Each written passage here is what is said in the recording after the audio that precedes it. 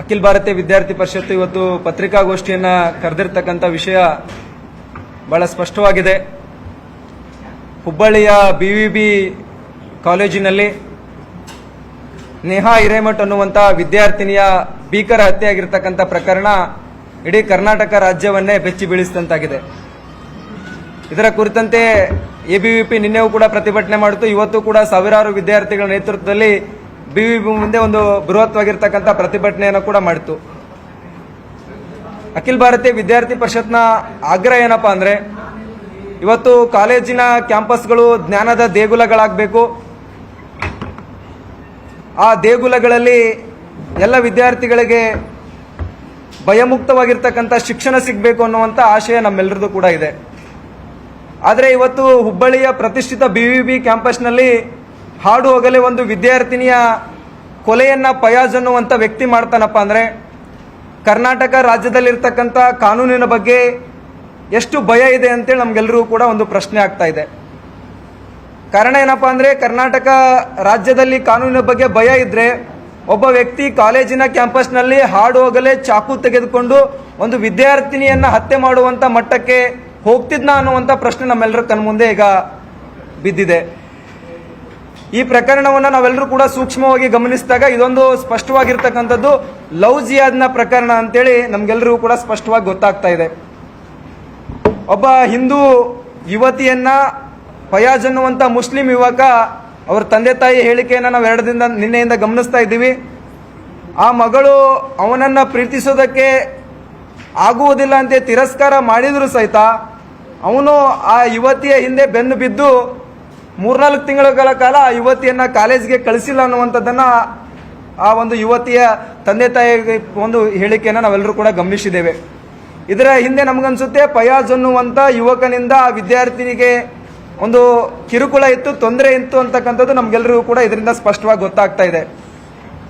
ಕರ್ನಾಟಕ ರಾಜ್ಯದ ಮುಖ್ಯಮಂತ್ರಿಗಳ ಹೇಳಿಕೆ ಮತ್ತು ಕರ್ನಾಟಕ ರಾಜ್ಯದ ಗೃಹ ಸಚಿವರ ಹೇಳಿಕೆಯನ್ನು ನಾವೆಲ್ಲರೂ ಕೂಡ ಗಮನಿಸಿದಾಗ ನಿಜಕ್ಕೂ ಕೂಡ ನಮ್ಗೆಲ್ಲರಿಗೂ ಕೂಡ ಒಂದು ರೀತಿ ಆಶ್ಚರ್ಯ ಆಯಿತು.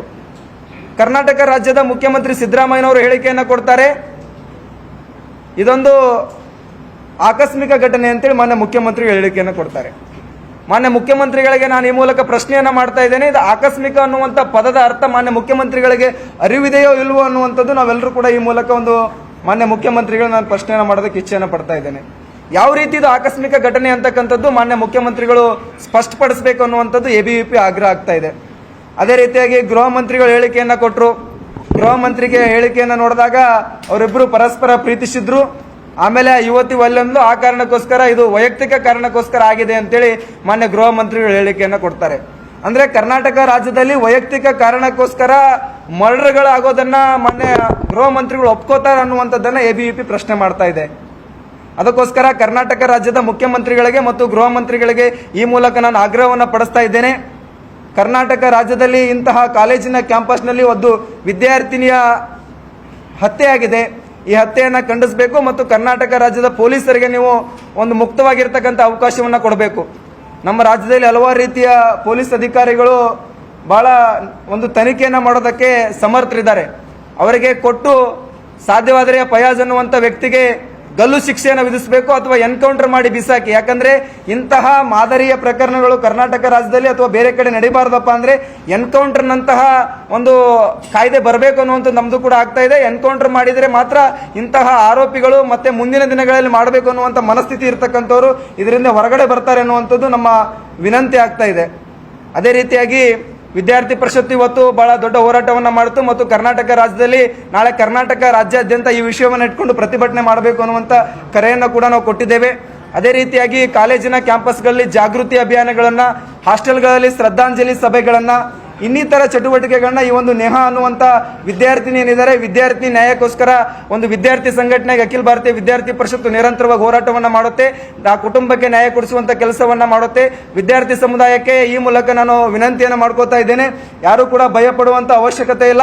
ಕಾಲೇಜಿನ ಕ್ಯಾಂಪಸ್ಗಳಿಗೆ ನೀವೆಲ್ಲರೂ ಕೂಡ ಹೋಗಬೇಕು. ರಾಜ್ಯದಲ್ಲಿರ್ತಕ್ಕಂಥ ಪೊಲೀಸರು ನಮ್ಗೆಲ್ಲರಿಗೂ ಕೂಡ ಆ ರೀತಿಯ ವಾತಾವರಣವನ್ನ ಒಂದು ಒದಗಿಸಿಕೊಡಬೇಕು. ಕರ್ನಾಟಕ ರಾಜ್ಯದ ಮುಖ್ಯಮಂತ್ರಿಗಳು, ಸಚಿವರು ಆ ರೀತಿಯ ವ್ಯವಸ್ಥೆಯನ್ನು ಕಲ್ಪಿಸಿಕೊಡಬೇಕು ಅನ್ನುವಂಥ ಆಗ್ರಹವನ್ನ ಮಾಡ್ತಾ ರಾಜ್ಯದ ವಿದ್ಯಾರ್ಥಿ ಪರಿಷತ್ನ ಒಂದು ವೇದಿಕೆಯನ್ನು ಇಟ್ಕೊಂಡು ಮುಂದಿನ ದಿನಗಳಲ್ಲಿ ನಾವು ಹೋರಾಟವನ್ನು ಮಾಡ್ತೀವಿ ಅನ್ನುವಂಥದ್ದನ್ನ ಈ ಸಂದರ್ಭದಲ್ಲಿ ನಾನು ನಿಮ್ಮೆಲ್ಲರ ಮುಂದೆ ಹಂಚಿಕೊಳ್ಳೋದಕ್ಕೆ ಇಷ್ಟನ್ನ ಪಡ್ತಾ ಇದ್ದೇನೆ.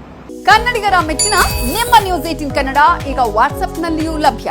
ಕರ್ನಾಟಕ ಮತ್ತು ದೇಶ ವಿದೇಶದ 360 ಡಿಗ್ರಿ ಸುದ್ದಿ ವಿವರವನ್ನ ನೀವು ನಿಮ್ಮ ಕೈ ಬೆರಳುಗಳಲ್ಲಿಯೇ ಪಡೆಯೋದಿಕ್ಕೆ ಈ QR ಕೋಡ್ ಅನ್ನ ಸ್ಕ್ಯಾನ್ ಮಾಡಿ.